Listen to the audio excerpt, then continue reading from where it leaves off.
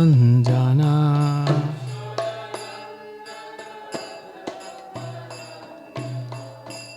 Jamuna Tira Vanachari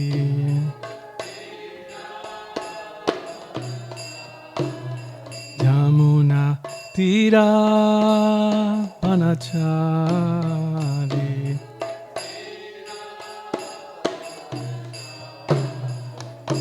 Jaya Radha Madhava Kunja Vihari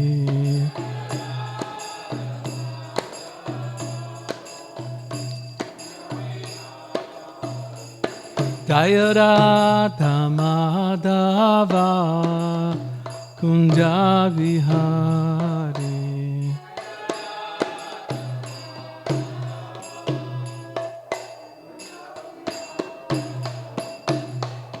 Gopi Jana Vallabha Girivaradari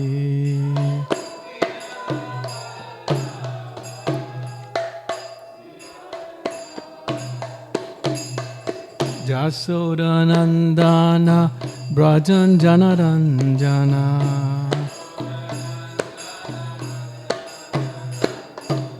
Jasodanandana Brajan Janaranjana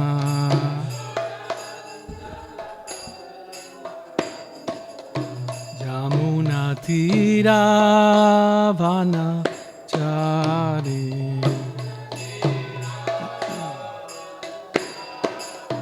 Jamuna Tira Vanachari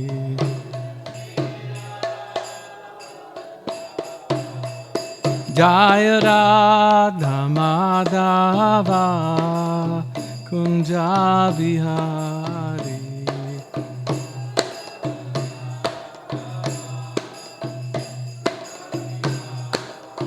Jaya Radha Madhava Kunja Vihari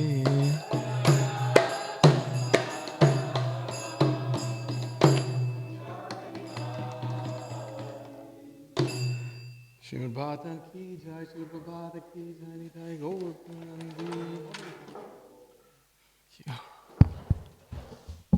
Om Namo Bhagavate Vasudevaya. Om Namo Bhagavate Vasudevaya.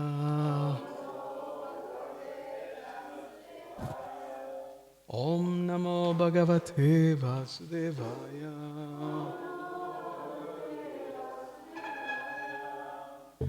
We're reading from Srimad Bhagavatam, 3rd Canto, Status Quo, Chapter 22, The Marriage of Kardama Muni and Devahuti.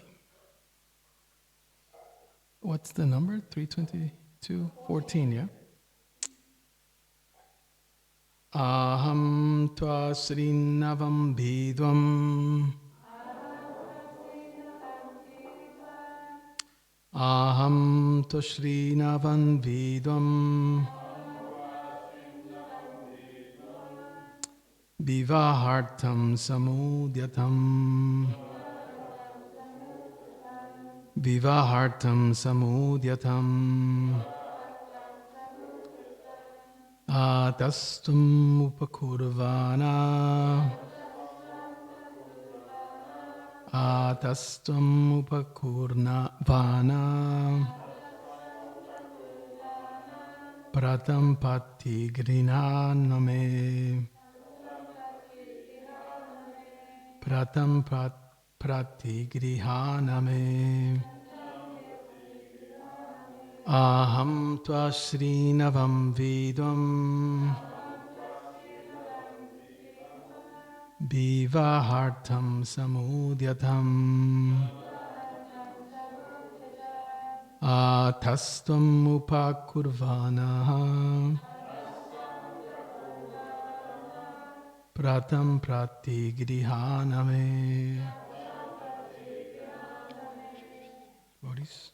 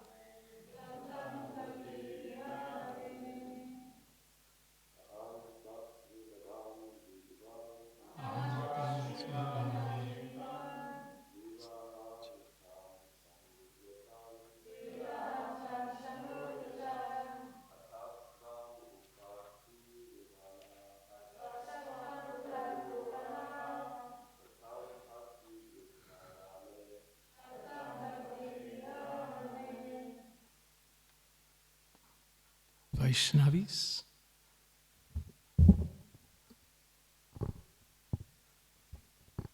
Oh.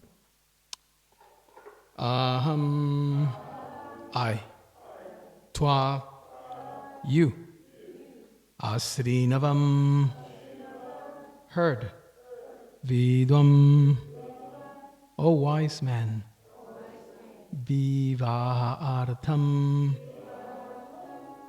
for the sake of marriage, Samudyatam, prepared, Ataha, hence, Tvam, you, Upakurvanaha, not taken a vow of perpetual celibacy.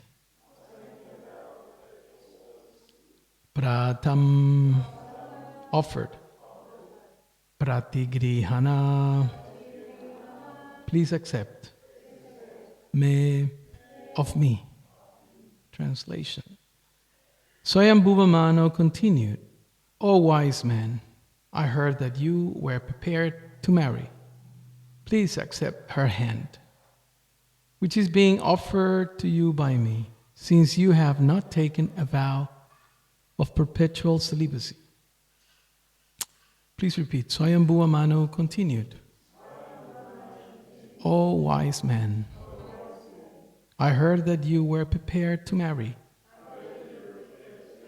Please accept her hand, which is being offered to you by me, since you have not taken a vow of perpetual celibacy. Purport by His Divine Grace, A.C. Bhaktivedanta Swami Srila Prabhupada Ki Jai. The principle of brahmacharya is celibacy. There are two kinds of brahmacharis. One is called Naistika brahmachari, which means one who takes a vow of celibacy for his whole life. Whereas the other, the Upakurvana brahmachari, is a brahmachari who takes the vow of celibacy up to a certain age. For example, he may take the vow to remain celibate up to the 25 years of age. Then, with the permission of his spiritual master, he enters married life.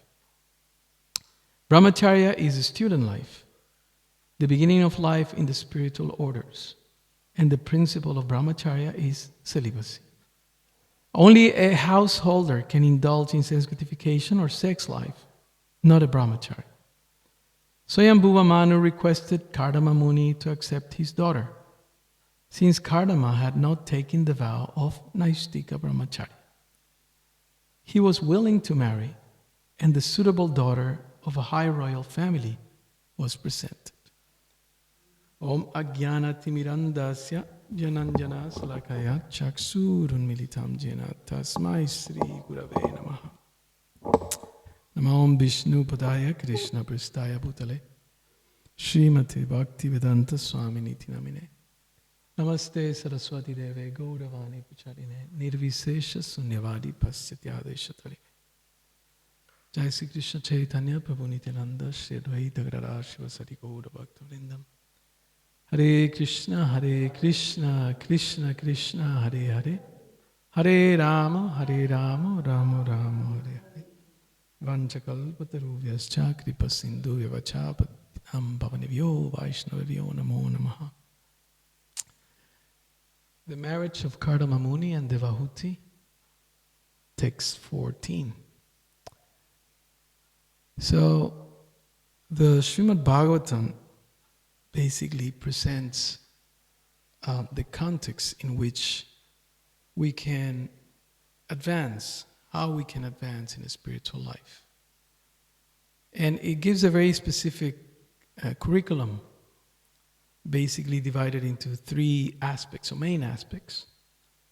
As we mentioned before, the Bhagavatam teaches us who is Bhagavan, who is Krishna. It teaches us who is a devotee, how does a devotee behave. And it also teaches us what is the service that the devotee performs. So, Bhagavan is a person. That is the Parivasha Sutra, or the essential maxim, shall we say, of the whole Bhagavatam. The Bhagavatam has 18,000 verses, but that line in the 3rd chapter of the 1st canto presents the essence of the Bhagavatam. This is Krishna, the original Krishna. Krishna is tu Bhagavan Swayam. And then the rest of the verses are to support that. Krishna is a person, and Krishna is the original person. So that's one point. The other point is that it presents bhakti as the ultimate, the highest form of spiritual realization. So bhakti is there, described. And finally is the devotees. And as you can see in the Bhagavatam, it's mostly descriptions of how devotees perform bhakti. Whether towards their spiritual master, representing Krishna, or to Krishna directly sometimes. So that's the overall context of the Bhagavatam. Now, if we study or analyze carefully the Bhagavatam, we can see that there is how can we say, like a staircase, steps that if we understand them clearly, then we can advance in an easier way. Otherwise, may spend, like what is said in the morning. What's the Sanskrit verse? Bahu janma kari jadi shravana kirtana. That we may chant for lifetimes, but if we are committing offenses, then that the goal of the chanting, which is Krishna Prema, is not achieved. So in the same way, we may be in this process for lifetimes, but if we don't understand the basic things, at least, it will be very difficult. Krishna also says in the Bhagavad Gita that for those whose mind is not tame, is not controlled, the process is very troublesome. So there are many indications that we need to follow certain instructions, just like a medicine or a medical treatment. We need to have somebody who knows that treatment, who knows how to apply the medicine. And if something goes wrong, then they know how to apply certain procedures to correct that. And then we can get the result. That's why the Nectar of Devotion, at the bottom of the title, it says the complete science of Bhakti Yoga. So science means that. Sometimes we say scientific. But science means that there is a particular phenomena that takes place. There are some ingredients, some factors. It's like you have a test tube, right? And then you put some chemicals there, and there's a certain effect. Changes its color, or there's some reaction like that. That's science. If you put this a certain temperature in certain conditions, something happens. So that is the concept that Srila Rupa Goswami presents in the Bhakti Rasamrita Sindhu, which Srila Prabhupada summarizes and comments in the Nectar of Devotion. If you do this, this will happen. And if you don't do it properly, then something else will happen, like that. So the idea is that we get it right. And that's what Prabhupada came to teach us, that we finish our business, he says, of Krishna consciousness in one lifetime. That's Prabhupada's program. Now we may wonder, and we may ask many questions in regards of that. particularly, and as Krishna explains in the Bhagavad Gita, when Arjuna asks, what happens if we commit mistakes? First of all, he asks in chapter 3, why do we commit mistakes? Right? Why do we fall? Why do I do things that I don't want to do? I know that this is not good, but I do it nevertheless. Right? I can help myself. That's the concept of addiction. We're addicted to this material world.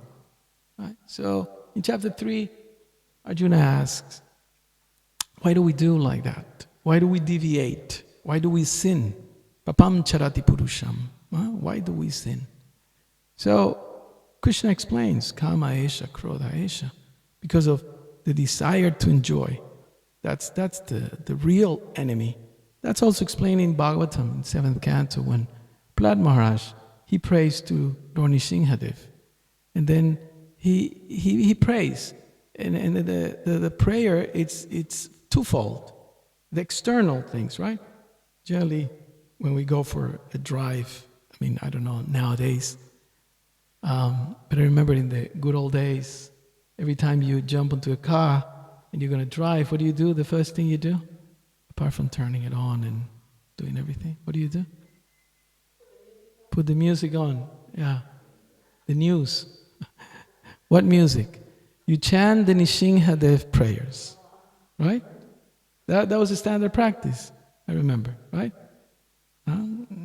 Till now, if people have been trained properly, the first thing you do, you chant Nrsimhadev prayers. Yeah, that was a standard practice. Because we want protection from the external elements, right? But Prahlad Maharaj indicates also something else. The main protection is towards ourselves, our own desires. The Hiranyakashipu-like desires. They are against Krishna, defying his authority, his supremacy, his power, his existence even. So that is some things that the Bhagavatam explains to us in order for us to achieve success. Right? Arjuna presents around 35 questions or so in the Bhagavad Gita. How many questions do we find in the Bhagavatam? Anybody count it? That's a homework, all right, for a lifetime.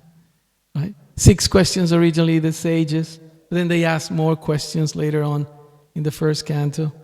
Right? And then Parikshit Maharaj encounters Sukadev Goswami. And then he asks basically 2 questions in chapter 19 of the first canto. What are the 2 questions? Very simple. What should a living man do? Right? That's one question. And the other one is, what should a dying man do? Very simple. In other words, what should you do while you're living, and what should you do while you're dying? Right? And like Prabhupada explains in the Krishna book, everyone is dying. We all are dying. You say, you have this in prisons, death row. Right? Someone is on the death row. So that you're just waiting for the order from the court, from the judge, to be killed. Right? It might be sometimes years, decades.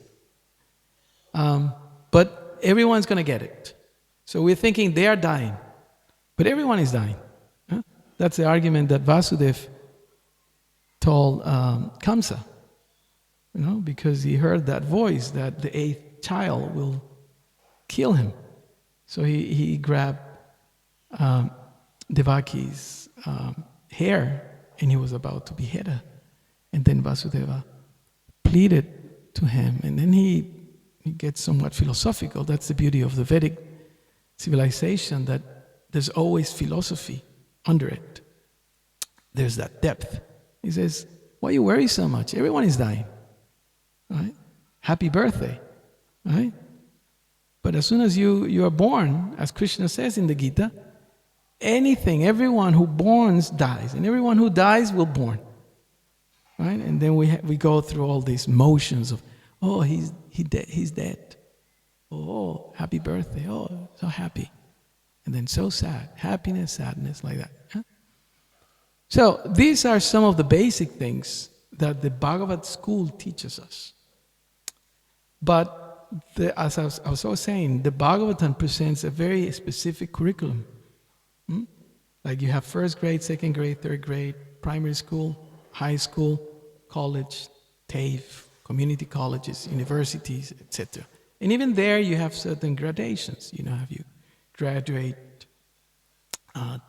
bachelor's and postgraduate, and then you have masters and PhDs and all that. Right? So in the same way, this science is something that has gradations, and then we need to learn them. This is what Prabhupada came to do for. He wrote in his passport, right? In Indian passport has occupation. And then you know what he wrote? Anybody knows? Teacher. He wrote teacher, right? We know that he was into chemistry, and he was a manager of this and that. But he wrote teacher. So he came to teach. He came with his books, gave us the books. And here we are, trying to learn that, what he came to teach, and also to exemplify with his behavior. So the Bhagavatam starts, and why I'm saying this, because it is very important for us to know where we are, to know the context. Otherwise, we sit in class one after the other, thousands of times. At some point, if you make numbers, how many Bhagavatam classes and Bhagavad Gita classes? Well, Bhagavad Gita classes now are shorter, but in the old days, it was like every night, correct? And then you have the Sunday feast class, which was like a super powerful class, right? I remember, doesn't matter who gave it, it was always a blissed out experience. The guests, everybody, and might not be a sannyasi or a guru or a senior person, maybe just one of us, but everyone was so electrified, energized. You heard that class and boy, you got really in line. Now things have changed a little. So we may hear these things again and again and again, but we may not get that much. So therefore, it's also important to establish, as Prabhupada said, ISKCON should be an educational institution. So we should all be, lifelong learners. Huh? But not that we just hear it again and again and, okay, what was the class? Oh, it was good. What was the class about? I don't really know. There was a couple of jokes and some stories, something about Prabhupada and, So we need to know where we are. That's the thing. And the Bhagavatam, sometimes the complexity of Bhagavatam is, as Bhanu Swami was explaining, that we find so many names. There are some historical things, there are some conceptual things, philosophical things, right? Cosmological things, geographical descriptions. But what is the essence of this, right? But let's go back to the curriculum. The first canto of Srimad Bhagavatam established the basis of, what's the first canto title? The creation, right? Surprisingly, creation is practically not described there. Huh? Yes or no? No. There's some things in the third chapter, there's some things when the sages appear and they are discussing some things about how this is all created, but that's it. It's a story of Sutta Goswami talking to the sages, and then Narada Muni talking to Vyasadeva, and then Krishna with the Pandavas, Bhishma instructing them, Mother Kunti, Queen Kunti, like that. All these things are happening, Krishna going to Dwaraka and all that, and then Parikshit Maharaj and Kali, right? And then finally Sukadeva Goswami appears. That's the last one. But there's no creation there. Interestingly, and I always had this question, right? Why creation? That's just like how my mind is. And why creation? But I remember, as soon as I started reading second canto, if you can see, Prabhupada, I think it's the first line, I think even before the purport, it's a little section there, Prabhupada says, the principles of creation had been presented in the first canto. He's like, I was like, how does Prabhupada know what I wanted to find out? He says, the principles of creation had been presented in the first canto. So what is the principle of creation?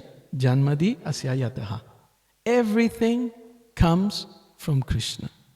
This is the source, the absolute source of everything and everyone. Janmadi asyayataha. The first line of the Srimad Bhagavatam, which is an elaboration of the Vedanta Sutra. Janmadi asyayataha. Noyadi taratasjortesu, etc.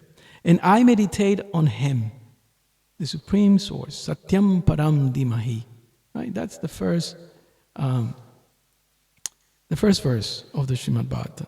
One time, Srila Bhaktisiddhanta Saraswati Thakur was giving a class in Dhaka, in Bangladesh. I remember we went to that temple. It's that famous occasion when he spoke, was it 1 month, 3 months? Forgot now, on one verse. 3 months. So we went to that temple, we were sitting there. We were just trying to channel that moment, and Bhaktisiddhanta Saraswati, we were just imagining the white marble and, how would have been to hear such a Mahabhagavat. And I don't remember if it was in that instance when somebody asked him, what about Rasa Lila? What about Rasa Lila? And Srila Bhaktisiddhanta Saraswati said, do you know the first verse of the Srimad Bhagavatam? And the person timidly said, no. They said, how you dare to ask about Rasa Lila? You first learned that. I remember when I read that, I might have been reading with a couple of friends, brahmacharis, and we said, okay, let's start learning that one, so we start memorizing that. Right? So it has a gradual progression. So the first message of the Bhagavatam given in the first canto is we need to accept a spiritual master. Guruship, discipleship, that's the message of the first canto. If you see, there are a number of gurus there. Sutta Goswami, Krishna, Narada, Bhishma, and finally Sukadev, like that. A number of gurus there, 5 or so. So that's the first thing in a spiritual life. Guru Prashanam. We have to take shelter in Guru. And Prabhupada often in his classes, in his commentaries, everywhere he presents that. And why he does that? Because the Acharyas have presented that. Because the Puranas have presented that. The Shastras present that. It's one of the first elements. 64 elements are presented in the Nectar of Devotion. Chapter, what is that chapter? 6? Chapter 6. How to perform devotional service.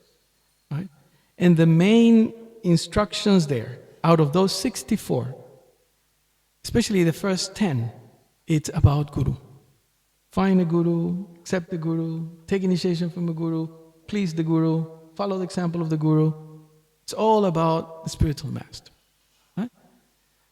So, why? Because without having a Guru, just like Krishna explains in the Bhagavad Gita, chapter 4, text 34, famous shloka, Tatvidi pranipatena pariprashnena shivaya.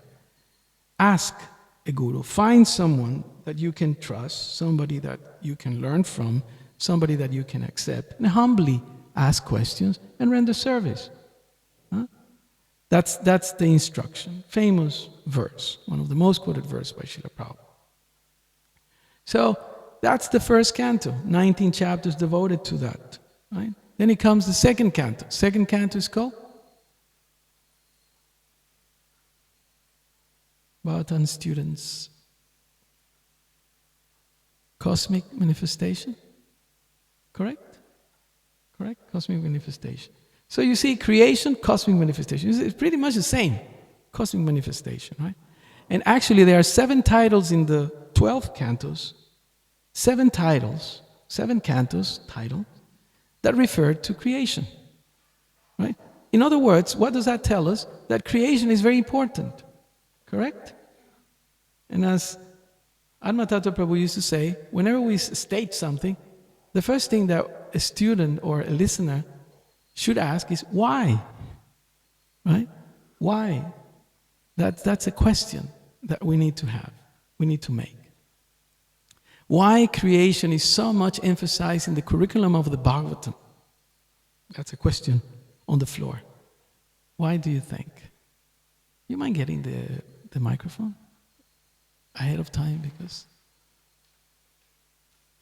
So why creation is so important? Why cosmic manifestation, status quo, which means how things are working once things are created? That's what status quo means. Just in case. There you go. Prabhu has something. Oh, yeah, you go. I'm just thinking that in the third canto it's mentioned twice. Right. The creation. And the first time it talks about explains how the living entity becomes bewildered throughout the process of creation. And then later on, the teachings of Kapila, it teaches how to achieve liberation through the process of creation. So. Right. Okay. So in the third canto is mentioned, Prabhu is saying twice, if not more. Okay. So, but essentially, why do you think that creation is so much emphasized, even from the titles? Because it gives us clue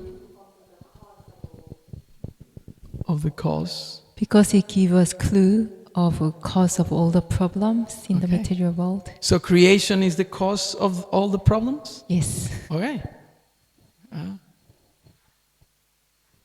Here, Mate is saying, Prabhu, yeah.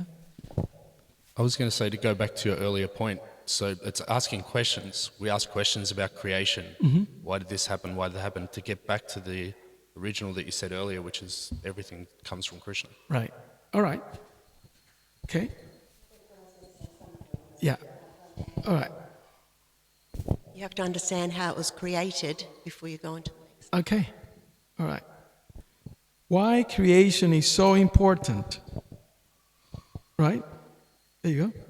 Mati? To establish the absolute truth, I think.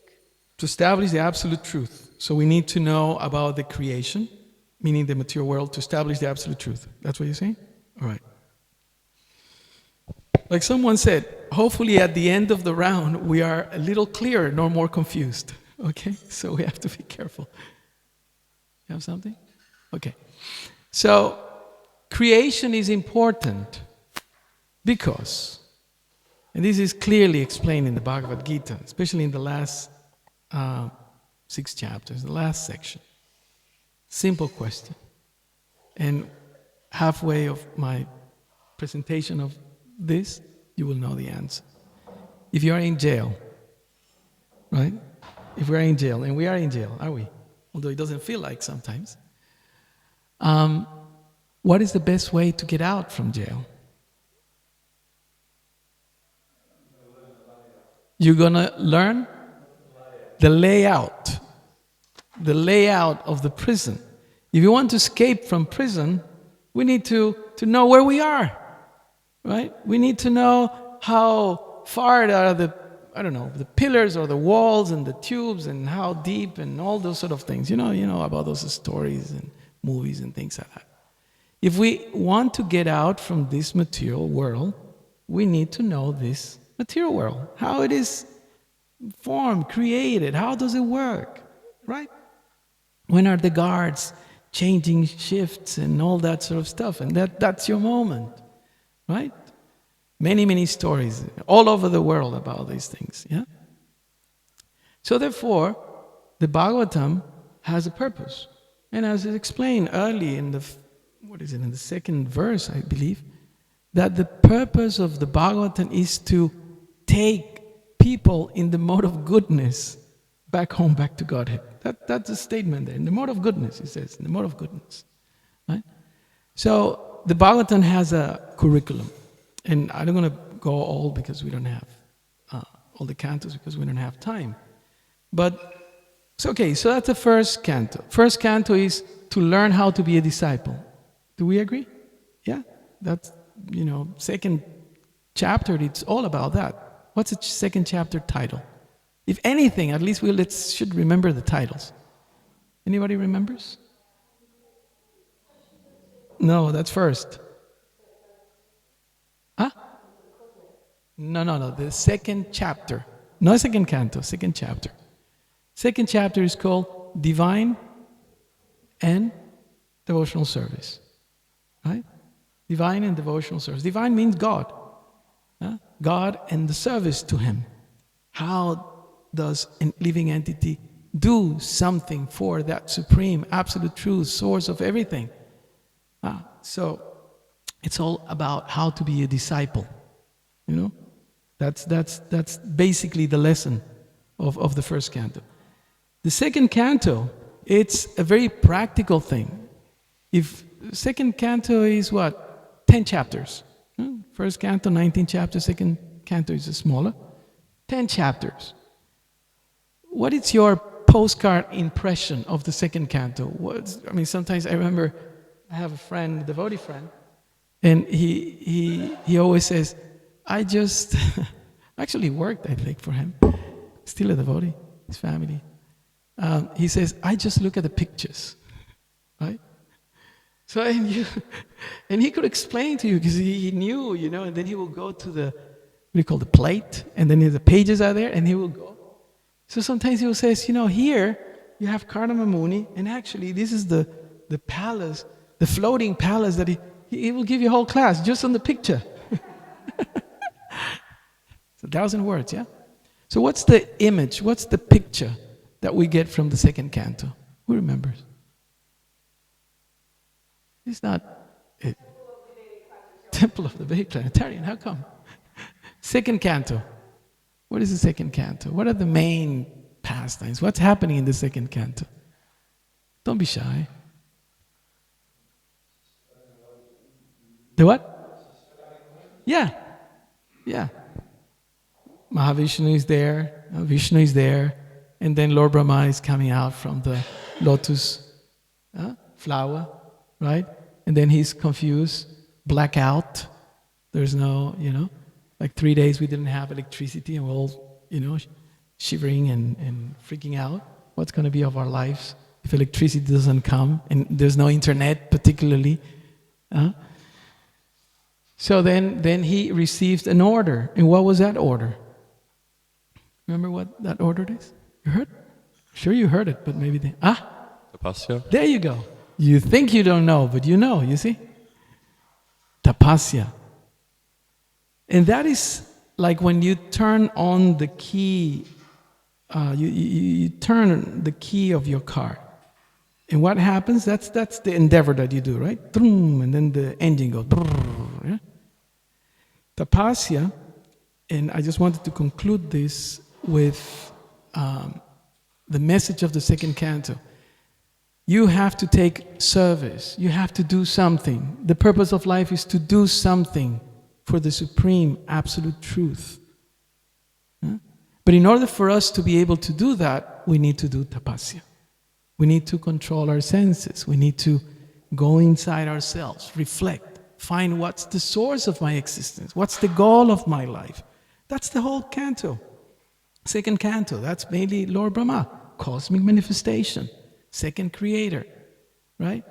And finally, the building blocks of the Srimad Bhagavatam curriculum are the third and fourth cantos. That basically, it's Maitreya talking to Vidura about practically everything.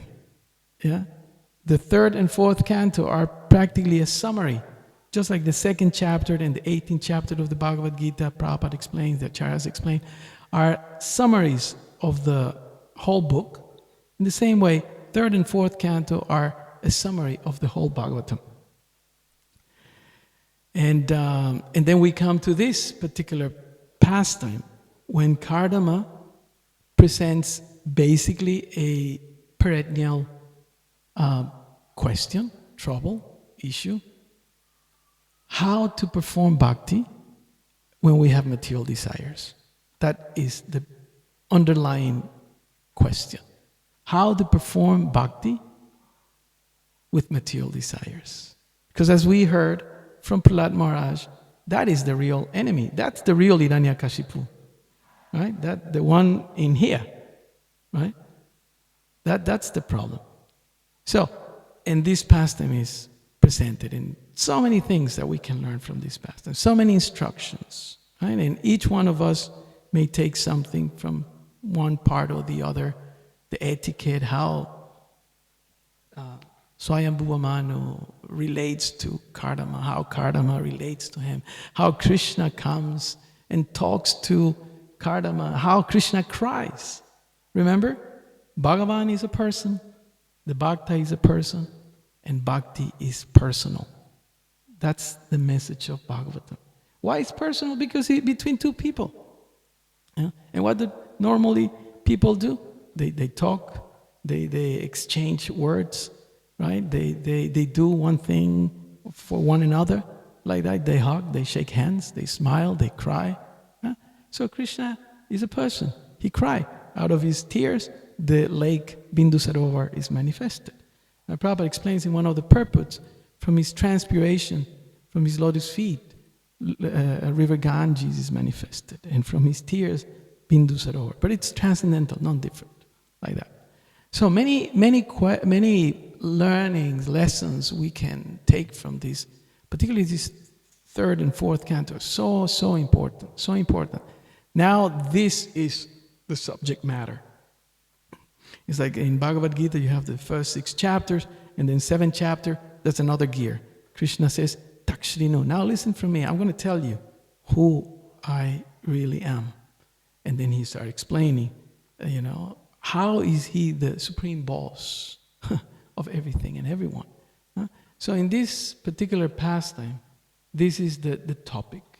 How Kardama Muni was so pure that the Lord himself came, he arranged for his marriage, he cried out of emotion of seeing his dedication to his service, and very personal, very personal. Name, surname. Prabhupada says we have the phone number, we have the address, if you want to, like that. So, very interesting. And the point here, Prabhupada chose to discuss about celibacy, brahmacharya, gurukule. So brahmacharya means to be focused on spiritual things, like brahmana also. That means focus on spiritual things. No matter. Body is matter, so nothing to do with the body, right? And there are some rules for brahmacharya like that. Yeah?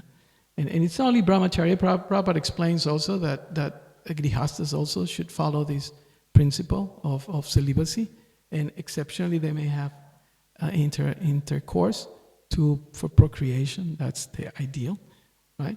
Like that. So, but the point is that all this is to please the Supreme Lord. And because he was so pleased, right, with Kardama's attitude, that he said, he predicted all this, at the end, I will appear as your son. I like you so much that I will come as your son, and I will teach Sankhya. That's what he predicts in the previous chapter. So this is the power of bhakti. Chapter 5 of Nectar of Devotion is called the purity of bhakti. So the power, the importance, the potency of bhakti is presented in Bhagavatam. And Prabhupada says 3 things in that chapter. He says basically that even if we are not born in a pure family, we can become pure devotees, even though we are not born in a pure family.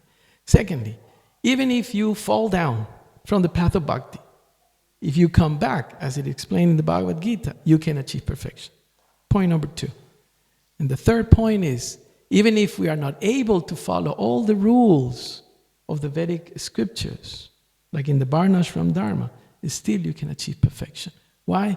Because the most potent aspect of spiritual life, spiritual advancement, is to feel towards the Lord, to feel something favorable for the pleasure of the Lord. He likes that. And why he likes that? Because every one of us, if somebody has a nice attitude towards us, we like it, isn't it? Somebody smiles, somebody gives you something, somebody treats you right, isn't it? That means you're a normal human being. Is that correct? Right? Everything is right. Correct? Krishna is not different. He's supreme, but he's not different. He likes it, just like we like it, right? Like father, like son, or daughters. So he likes it when somebody says something nice to him, does something nice, cooks something nice, thinks something nice. He is a normal person, if we can put it that way, right? That's Krishna, a person. We are persons. The service is personal. That is bhakti. Okay, we stop here. And if there's any questions or comments. Thank you. Prabhu, you said earlier that that we hear a lot. We can go back to Godhead in one lifetime, in this lifetime. Prabhupada said. Prabhupada said, of course. In the third canto, the 15th chapter, Prabhupada also says that it's not possible to go back to Godhead in one lifetime. But he says that we should use the human form of life to... he says that? Yeah. I can... Let me 2 seconds. There must be some context to that. It's well, that's what I thought too. I know it's like. Did you look around? Is that in the purport? It doesn't seem to. Yeah, it's in the purport. All right. He's talking about Lord Brahma wanting to be like the human, saying the human form of life is the best form. He said it's not possible to go back to Godhead in one life, but in the human form, one should at least understand the goal of life and begin Krishna consciousness. But there's no context. Yeah. I mean, what we can say, or we can try to understand that, because there's so many statements where he says the contrary to that, which means that normally, and I was just reading something about, he's commenting on yoga practices, and you may take 100 years to perfect something. Even to understand one Veda, it may take a lifetime or more. So normally not, but through bhakti, yes. Bhakti is exceptional. Maybe that's a generic statement.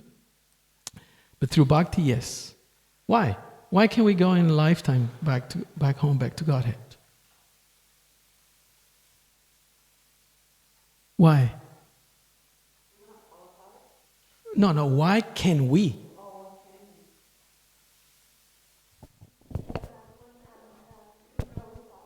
Through Prabhupada, yes. Yeah, Prabhupada said, I have the key for the back door. Yeah? Because Krishna himself says. But you have to perform pure bhakti. That's one thing.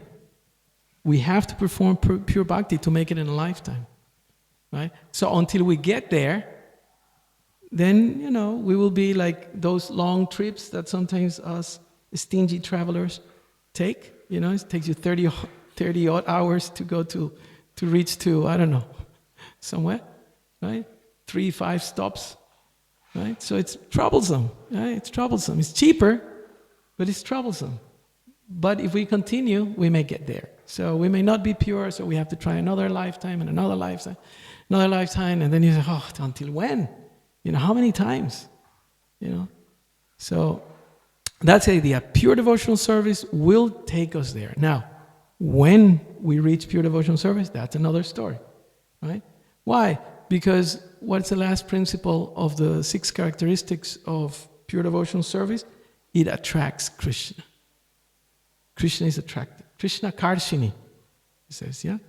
Krishna is attracted. When you perform devotional service, he likes it. He tells Uddhava in the, 11th canto? He says, I like when my devotees pay obeisances. He says like that. It's so nice, so cute. He says, even though the floor may be dirty, every time there's some dirt. And especially if you go to India, you get mud and so many people walking there. And you go in summer, I don't even want to describe, the floor, the marble floor is all wet and moist. Can you imagine? But then you pay obeisances and Krishna is thinking, wow, the devotees, they don't care, right? They don't care. They roll even there in the mud and the dust, because they love me so much. He likes that. So then he says, you will come to me. At the end of life, you will come to me. That's what he explains. Srila Prabhupada ki jai, Srimad Bhagavatam ki jai, Gaura Premanandi. Okay. Thank you.